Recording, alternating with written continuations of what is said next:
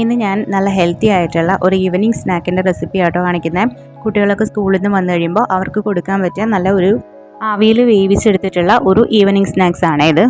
അതിനായിട്ട് 1.5 കപ്പ് ഗോതമ്പ് പൊടി ആട്ടോ ഞാൻ എടുക്കുന്നത്.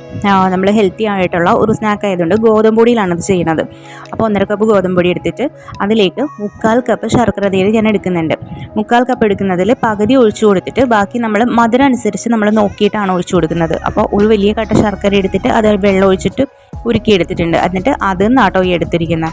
പിന്നെ ഇത് കുഴയ്ക്കാൻ ആവശ്യത്തിന് വെള്ളം ഒഴിച്ചു കൊടുക്കുക. ചെറിയ ചൂടുള്ള വെള്ളം ആവശ്യത്തിന് കുറച്ചായിട്ട് ഒഴിച്ചു നോക്കുക. നമുക്ക് മാവിൻ്റെ പരുവം അറിയാൻ പറ്റും നമ്മൾ കുഴക്കുമ്പോൾ. അതനുസരിച്ച് ഒഴിച്ചു കൊടുത്തെടുക്കുക കേട്ടോ. പിന്നെ ഒരു നുള്ളു ഉപ്പ് ഞാൻ പൊടിയിൽ ചേർത്ത് കൊടുത്തിട്ടുണ്ടായിരുന്നു. ഒരു നുള്ളു ചേർത്താൽ മതി കേട്ടോ, ഒരുപാടങ്ങ് ഉപ്പ് കൂടി പോകരുതേ.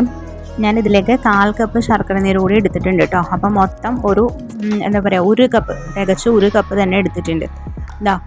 ഇതുപോലെ കുഴച്ച് കിട്ടണം കേട്ടോ. ഇതാണ് കേട്ടോ ഈ മാവിൻ്റെ കൺസിസ്റ്റൻസി വരേണ്ടത്.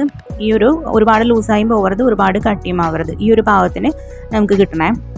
ഇനി ഇതിലേക്ക് 2 ഏത്തപ്പഴം എടുക്കുന്നുണ്ട് കേട്ടോ. ഏത്തപ്പഴം എടുത്തിട്ട് ചെറുതായിട്ട് അരിഞ്ഞെടുക്കാം. ഇതുപോലെ ഈ ഒരു വലിപ്പത്തിൽ വേണം കേട്ടോ ചെയ്തെടുക്കാനായിട്ട്.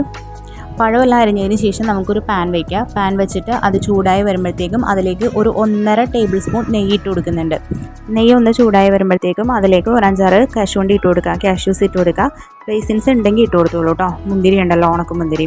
ഇനി അതിലേക്ക് നമ്മൾ അരിഞ്ഞ് വെച്ചിട്ടുള്ള പഴം ഇട്ട് കൊടുക്കാം. പഴം നന്നായിട്ട് നെയ്യിൽ കിടന്ന് വേവണം കേട്ടോ. ഇതിൻ്റെ ഒരു പകുതി വേവാകുമ്പോഴത്തേക്കും നമുക്ക് അതിലേക്ക് തേങ്ങ ഇട്ട് കൊടുക്കാം. തേങ്ങ ഒരു കപ്പ് നിറയെ തേങ്ങ എടുത്തിട്ടുണ്ട് കേട്ടോ, ചിരകിയ തേങ്ങ. അതെടുത്ത് തേങ്ങയും കൂടി ഇട്ട് മിക്സ് ചെയ്തതിന് ശേഷം അതിലേക്ക് ഏലക്കാപ്പൊടി ഇട്ട് കൊടുക്കാം കേട്ടോ നമുക്ക്. പിന്നെ അതുപോലെ 1 ടീസ്പൂൺ പഞ്ചസാര കൂടി ഇട്ട് കൊടുക്കുന്നുണ്ട്.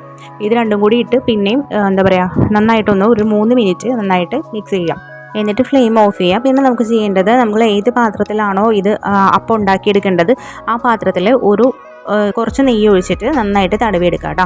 എന്നിട്ട് നമ്മൾ നേരത്തെ മിക്സ് ചെയ്ത് വെച്ചിട്ടുണ്ടായിരുന്ന പൊടിയുണ്ടല്ലോ, മാവുണ്ടല്ലോ കുഴച്ച് വെച്ചിട്ടുള്ള, അതെടുത്തിട്ട് അതിലേക്ക് നമ്മൾ ഇപ്പം ഉണ്ടാക്കിയെടുത്തിട്ടുള്ള ആ പഴത്തിൻ്റെയും തേങ്ങയുടെയും മിക്സ് ഇട്ട് കൊടുക്കാം. എന്നിട്ട് നന്നായിട്ടൊന്ന് യോജിപ്പിച്ചിട്ട് അത് നമ്മൾ നെയ്യ് പുരട്ടി വെച്ച പാത്രത്തിലേക്ക് ഒഴിച്ചു കൊടുക്കാം.